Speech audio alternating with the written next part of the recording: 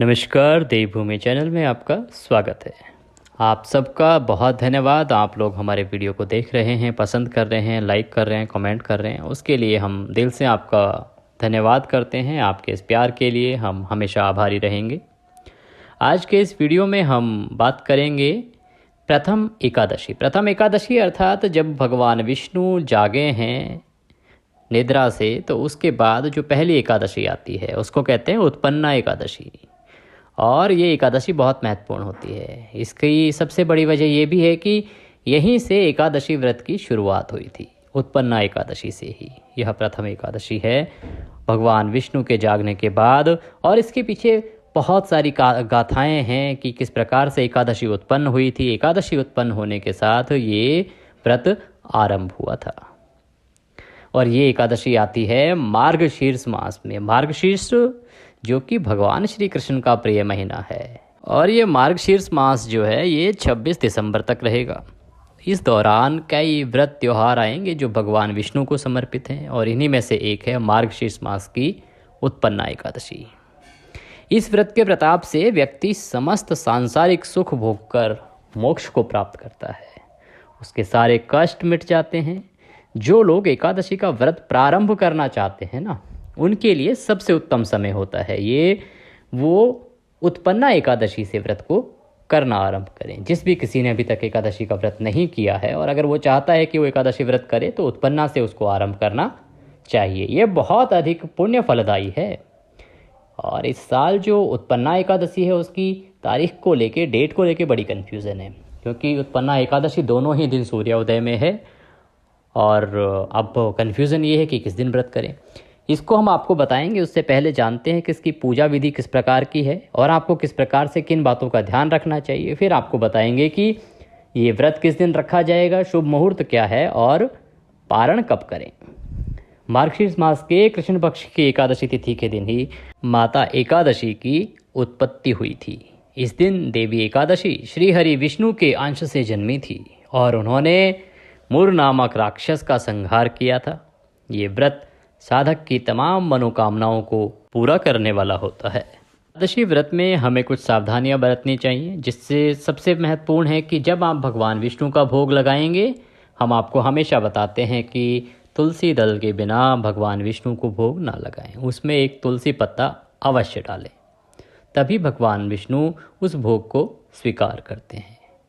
तुलसी उतारने का समय वह बहुत ध्यान रखने योग्य है। तुलसी हमेशा एक दिन पहले उतार लेनी चाहिए, और अगर कभी रविवार पड़ रहा हो तो उससे भी पहले उतार के रख लेनी चाहिए। आपने एकादशी का व्रत अगले दिन करना है तो नियम कहता है कि आप दशमी तिथि को ही दोपहर के भोजन के बाद कुछ ना खाएं। फ्रूट्स खा सकते हैं, फल फ्रूट खा सकते हैं, पर अन्न ना खाएं। और लहसुन प्याज तो बिल्कुल त्याग देना चाहिए दशमी तिथि को ही।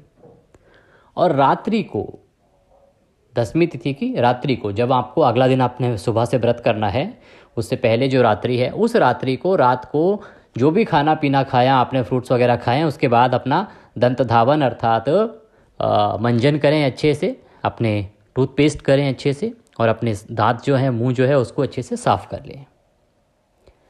अगले दिन सुबह से व्रत के जो नियम हैं उनका पालन करें। किस प्रकार से? देखिए, पूजा आपने सुबह करनी है। सबसे उत्तम होता है कि आप ब्रह्म मुहूर्त में उठ जाएं।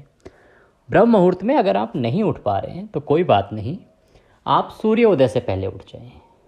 सूर्योदय से पहले उठें, अपना स्नान आदि जो दैनिक क्रियाएं हैं उनसे निवृत्त होने के बाद सबसे पहले एकादशी व्रत का संकल्प करेंगे और भगवान विष्णु की पूजा करेंगे। उसके लिए आपके पास जो घर में मंदिर है वहाँ पे आसन लगा के बैठ जाएं। या तो पूर्व दिशा की ओर मुँह करें या तो उत्तर दिशा की ओर, शुभ रहेगा। आसन लगा के बैठ जाएं और वहाँ पे एक चौकी, देखिए आपके पास मंदिर में ऐसी जगह है जो साफ़ सुथरी होती है, या फिर आप पहले उस जगह को साफ़ कर लें। अगर कच्ची जगह है तो गाय के गोबर से लीप लें।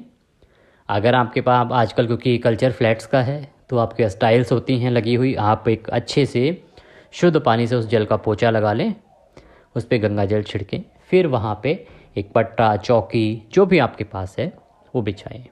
उस पर हो सके तो एक पीला वस्त्र बिछाएं। उसके ऊपर भगवान विष्णु की एक प्रतिमा या तस्वीर रखें। तस्वीर या प्रतिमा जब भी कुछ हम रखते हैं तो भगवान को सबसे पहले आसन देते हैं। उसके निमित्त कुछ पुष्प वहाँ पे रखें, उसके ऊपर आप उसके बाद उस तस्वीर को रखें। गणपति जी की प्रतिमा आपके मंदिर में होगी, उसको रखें, गणपति जी बनाएं। माँ लक्ष्मी साथ में हैं तो उत्तम है, माँ गौरा साथ में है, रिद्धि सिद्धि तो उत्तम है। और अगर नहीं भी है तो गणपति और विष्णु जी की पूजा आप कर सकते हैं। इसके बाद सबसे पहले शुद्धियोदक आप पहले अपने हाथों को धोएंगे। एक लोटा या गिलास लेना है जिसमें जल होगा साफ, उसमें थोड़ा सा गंगा जल डाल लीजिए। उसके बाद उससे पहले अपने हाथों को हस्तो प्रक्षालनम अपने हाथ धोइए। फिर भगवान को स्नान कराइए। स्नान कराने का सबसे अच्छा तरीका है, एक कोई पुष्प आपके पास होगा, उस पुष्प को पानी में डुबोइए और अपने सीधे हाथ से प्रभु को थोड़े से छींटे दीजिए। अगर आपके पास पुष्प नहीं है तो आप अपने हाथों की 2 उंगलियों को उसमें डुबोइए और उनसे भगवान को छींटे दीजिए। उसके बाद भगवान को एक साफ वस्त्र से पोंछिए।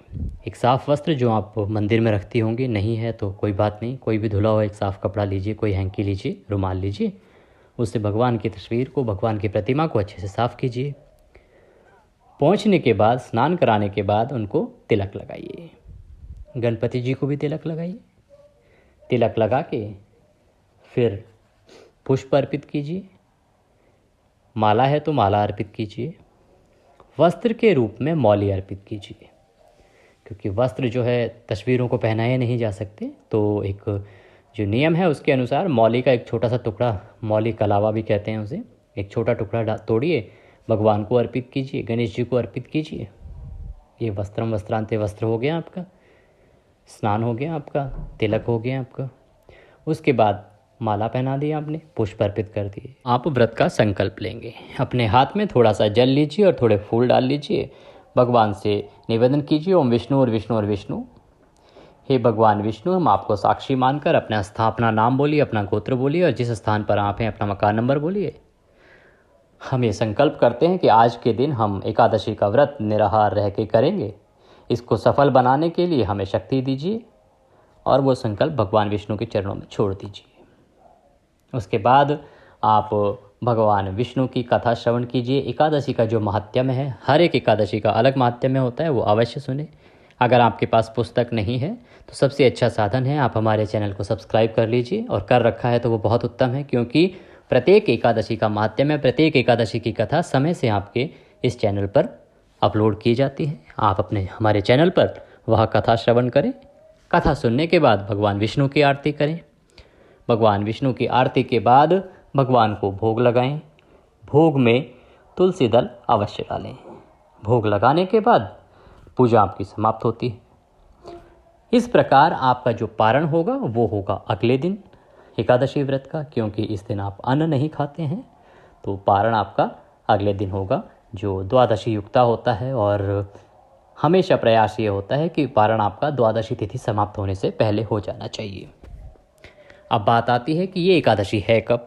देखिए, उत्पन्ना एकादशी का जो व्रत है इसकी जानकारी हम आपको देते हैं। उत्पन्ना एकादशी 8 दिसंबर को सुबह 5:06 पर आरंभ हो रही है और ये 9 दिसंबर को सुबह 6:31 पर समाप्त होगी।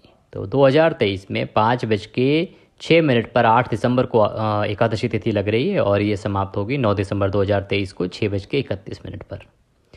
इस प्रकार से जो सूर्य उदय के अनुसार जो व्रत है वो आप करेंगे 8 दिसंबर को। और जो वैष्णव संप्रदाय के लोग हैं, साधु सन्यासी हैं, संत हैं, वो सभी लोग इसका व्रत करेंगे 9 दिसंबर को, क्योंकि वो द्वादशी युक्ता व्रत करते हैं।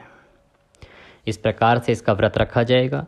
पारण अगर आप 8 तारीख को व्रत रख रहे हैं, गृहस्थाश्रम वाले आप 8 तारीख को अगर व्रत रख रहे हैं तो आपका पारण होगा दोपहर को 1:15 से 3:20 का समय रहेगा। ये समय रहेगा 9 दिसंबर को। आप 8 तारीख को एकादशी का व्रत रखेंगे, 9 दिसंबर को दोपहर को 1:15 से 3:20 का समय। अगर आप वैष्णव संप्रदाय से संबंधित हैं और 10 दिसंबर को आप इसका पारण करेंगे 9 को व्रत करके, और समय रहेगा सुबह 7:02 से 7:13 के बीच में, क्योंकि उसके बाद द्वादशी समाप्त हो रही है, इसीलिए आप इससे पहले ही पारण अवश्य कर लें। जानकारी थी एकादशी के बारे में। अगर वीडियो अच्छा लगा हो तो वीडियो को लाइक अवश्य करें, कमेंट बॉक्स में जय श्री हरि अवश्य लिखें। अगले वीडियो में आप सुनेंगे एकादशी की व्रत कथा और फिर होगी आपसे मुलाकात। तब तक के लिए जय श्री हरि।